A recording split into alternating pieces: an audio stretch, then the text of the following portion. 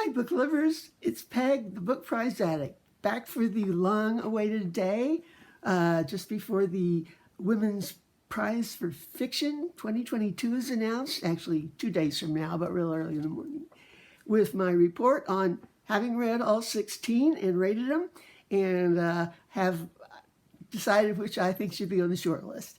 Okay, I have had a great time doing this, and the best part is being part of BookTube and seeing what other people think of the books.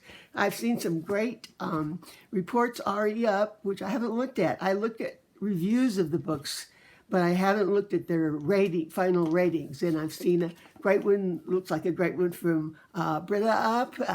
Eric and his friend Anna had one up, and who else? Simon Savage had one with his mother. She's dynamite. Okay, if you have written one, please let me know in the comments. I'd love to read it, or if you have any comments on some of the books. Okay, so getting on with my method of rating these. I have made videos all along using my method where I give 25 possible points for each book as I read it. And the points include 4 to 6 points in things like plot, character, sense of place, surely I know these by now, writing style, and my enjoyment, which is actually the 6th pointer, because that's most important to me and I don't have to defend it in any way, and it's helped because it helps me to read them when I have these things in mind. As I'm reading, I'm thinking, how's this plot developing? Is this smooth? Is this, what are these characters? Are they realistic? That's the best thing about the point system, is it made me think as I read, and then when I went to report on them, it gave me a structure to what my report would be. And of course, having that number from 0 to 25, well, I didn't have any zeros. I didn't have anything below 12, I don't think. I mean, these are all decent books. They're on the long list, for heaven's sakes.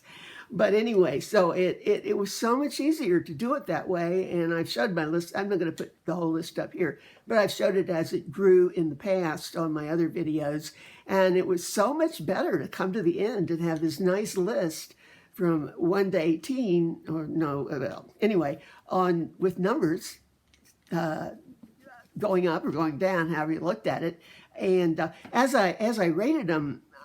It's kind of hard to have ties, really. You're not going to have many ties like you do with 1 to 5. I mean, if they're numbers from 12 to 25, they're usually going to be different. But if I did happen to tie on one, each book I would think about the points and not look at the others and give it its points. And then when I went to put it on the list, if it tied with another book, say there's 16 and there was another 16, which comes out to be a 3-star, I could decide between 2 books which was better, but I couldn't have read them all and then made decisions about where it fit. So that worked really well, and I liked it. Worked good for me. And as I said, it's not copyrighted. If you guys want to try it, anybody wants to try it, please do. We have the Booker Award coming up in July, so we'll have another chance to do this.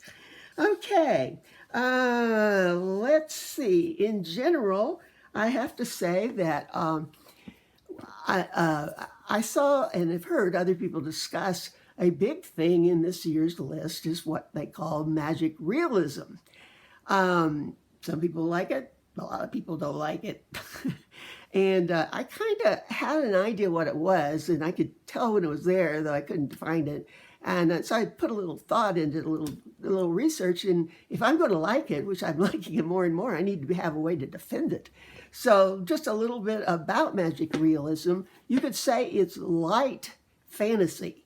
It's not all crazy and weird things like fantasy has. In fact, it's a scenario of a real world, but strange or magical happenings come into the plot somehow and go out. There's different layers of that. And the people don't talk about it. They don't say, oh, that was magic. How did that happen?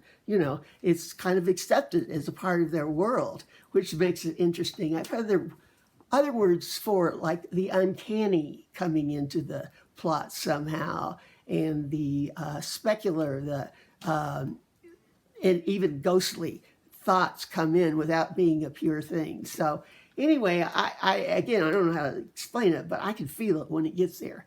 And it was at least in 5 or 6 books of the 16 I read. Some of them did it better than others. That's the other thing. I've learned to look at how they combine the realism and the magic realism, and if it smoothly and fits together well. You don't just put one in the middle of a story. And anyway, so I look back into magic realism. It's also applied to the different arts. It's applied to painting, in fact. And it started with German painters in the 1920s.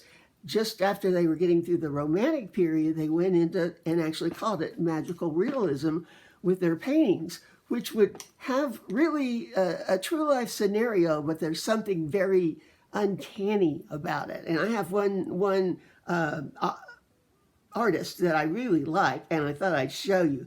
George Tooker is an American artist, actually, in the mid 20th century, and I have 2 pictures of him. You can see that they're real things, but they're a little strange. This is called Garden Party, and you can see that people are there. You can't quite tell what they're doing or what they have or what's going on. It's definitely a little uncanny.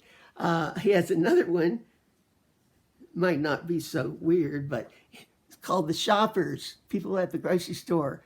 You can't really tell if they're dead or alive. I've seen some of those when I go shopping late at night. Okay, anyway, so that's he in fact won a medal, a President's Medal, for his work in magic realism, and you can look it up. He has a lot of great pictures.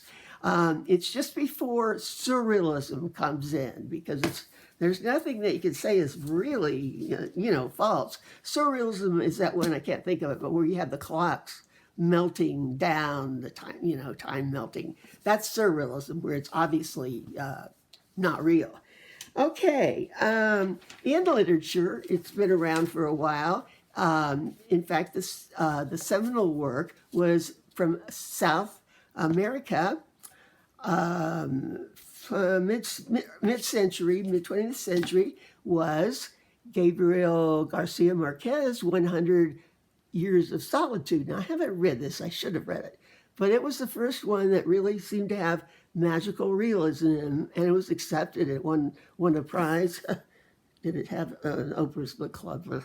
I think, yes, it won the Nobel Prize, actually. Okay, you can see from this picture now, there was a fantastic picture early on his paperback, early printing, and I cannot find that, but I just remember it was weird. And I have to say from this, I've always felt like when there's magic realism, it has to do with a scenario where the temperature is warm and hot and muggy, and often there's water involved, ghostly presence, mists, things like that. And you can kind of see that probably happened there, and you think of South America as being those things. Okay, so let's get to the books I chose. Now, I tell you, I divided them up. Oh, I shouldn't have turned it off. What am I doing? Okay. I divided them up when I saw my whole list out. There were 3 I didn't like at all, which I'm not even going to go into them. I don't like to talk badly about books. There were a whole bunch in the middle, I'll say from about 10 or 8 to 10 in the middle, that could have gone any way. They were okay. Maybe I liked some a little better than others, but I couldn't really distinguish what really belonged on the 6 item shortlist. So I only have 3. There were 3 that stuck out to me as far and away the very best. And I think even if I hadn't had the rating scale, which they were at the top, I could look back and remember these 3 as being the best. So I'm going to just talk about them, and I'll take any other that the 6 item list gives me. I would just love to see these on it, and let's go on with them and let's tell you about them. Okay, the third, starting at not the bottom, but the bottom of these, is One Sky Day. Here in America, it's called Poker Show, which is the name of an island. I like that picture better. It gives an idea.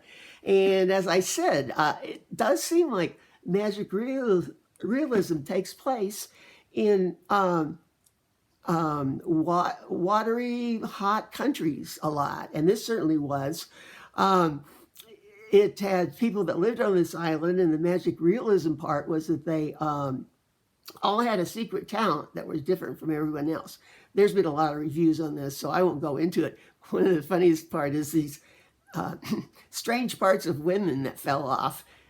You'll know it when you see it. Definitely some magic realism there. So it was really good. I thought of it, looked at it kind of looking back as like an impressionistic painting almost. It went from the realism to the magic realism as colors, as just kind of blending into each other on this island. Next, I have the actual book. Let's see if we can, here it is. Okay, I have the actual book. It's Build Your House Around My Body. This takes place in Vietnam, again, a hot, muggy country.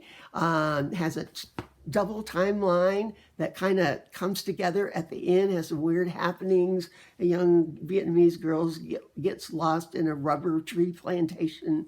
There's in the later timeline, there's an American, Vietnam American woman that goes there to teach English as a second language, badly, I might say, and she disappears, and this all comes together with lots of scenes of Saigon with the city and the carts and the loud blaring of horns in an oriental city. And I'm going to read this again, probably before it's announced, because I can tell from other reviews I read that it comes together in ways I didn't see the first time. I think this definitely needs a second reading. That's my second one. Okay, what do you think my third one is? I mean, first. Okay, this is not working well. Come on. Okay. It keeps going away. You don't need a password now. Okay, here we go. It is, you probably know, Creatures of Passage. Wonderfully done. Magic realism to the hilt, but a great moody, atmospheric story, too. In case you can't tell by this, it takes place in the Washington, D.C. area. That's Memorial Bridge and the Washington Monument. On the other side, on the west side of that area, is called Anacostia. There are two rivers running through it. It's a real old district. I've been there. Have to tell you the truth, I'm probably biased on this book because I spent most of my working life in the Washington, D.C. area and know it well. Had many magic realistic experiences myself, I have to say. Anyway, it is built on a swamp, former swamp, and on summer nights, you can just feel the spirits and the mythology coming out of that ground. It's really something to behold or feel or whatever.